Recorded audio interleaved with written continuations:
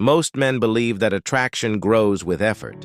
The more you show up, the more you care, the more you try to fix things, the closer she should feel.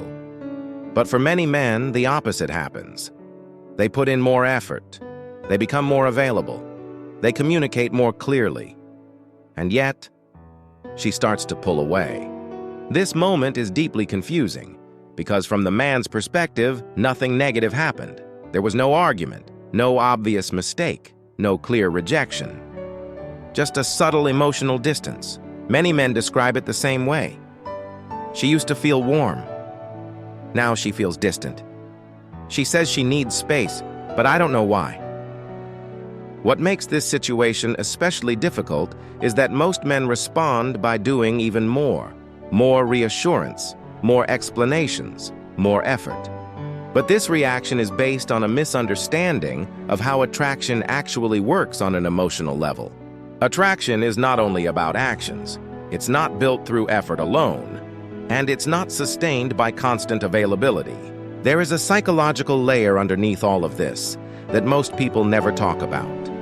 In this video, we're going to break down why effort can sometimes create pressure, why emotional safety matters more than most men realize, and where attraction quietly begins to change long before anyone notices it on the surface. When attraction starts to fade, most men respond in a very logical way. They try harder, they show up more, they explain their intentions, they increase communication, they make sure nothing is misunderstood. From a rational perspective, this makes sense. Effort feels responsible, clarity feels mature, consistency feels safe. But emotional attraction doesn't operate on logic alone. The problem is not effort itself. The problem is how effort is interpreted emotionally. When effort increases in response to uncertainty, it often changes the emotional dynamic. What once felt natural can begin to feel monitored. What once felt spontaneous can start to feel heavy. This is where many men get stuck. They believe that showing more care should automatically create more closeness. But in emotional systems, increased effort can sometimes signal pressure instead of security. Not because the man did something wrong, but because the emotional context has shifted. Attraction is highly sensitive to changes in emotional balance. When one person begins trying to stabilize the connection, the other often feels that shift before they can explain it. And once that balance changes, doing more of the same rarely restores it. This is why effort-based thinking often fails to fix emotional distance. Because attraction is not repaired by intensity or reassurance alone. It responds to something deeper, a feeling that is created quietly, long before words or actions are evaluated. To understand why attraction reacts this way, we need to look beneath behavior and into emotional response systems. Human attraction is closely tied to how safe or pressured the emotional environment feels. This process happens largely outside of conscious awareness. People don't usually decide that something feels emotionally heavy. They sense it. This is where attachment dynamics come in. Attachment is not about neediness or independence. It's about how the nervous system responds to emotional proximity and distance. When emotional closeness feels balanced, attraction often grows naturally. But when that balance shifts, the nervous system reacts first, long before the mind forms an explanation. This is why someone might say, "I don't know why, I just feel different." From a psychological perspective, that response is not random. Emotional systems constantly evaluate whether closeness feels supportive or subtly demanding. When effort increases at the wrong moment, it can change how that closeness is experienced. What once felt open may begin to feel structured. What once felt free may begin to feel observed. This doesn't mean the effort is unhealthy, and it doesn't mean the connection is broken. It means the emotional context has changed. Attraction is highly sensitive to these shifts in emotional atmosphere. And because this process happens quietly, most people only notice it after the feeling has already changed. This is where many men get confused. When attraction starts to shift, the assumption is often simple: I must not be doing enough. So the natural response is to increase effort. More messages, more explanations, more emotional availability. From the outside, this looks reasonable. Effort is usually rewarded in work, in fitness, in skill development. But attraction does not operate on the same logic.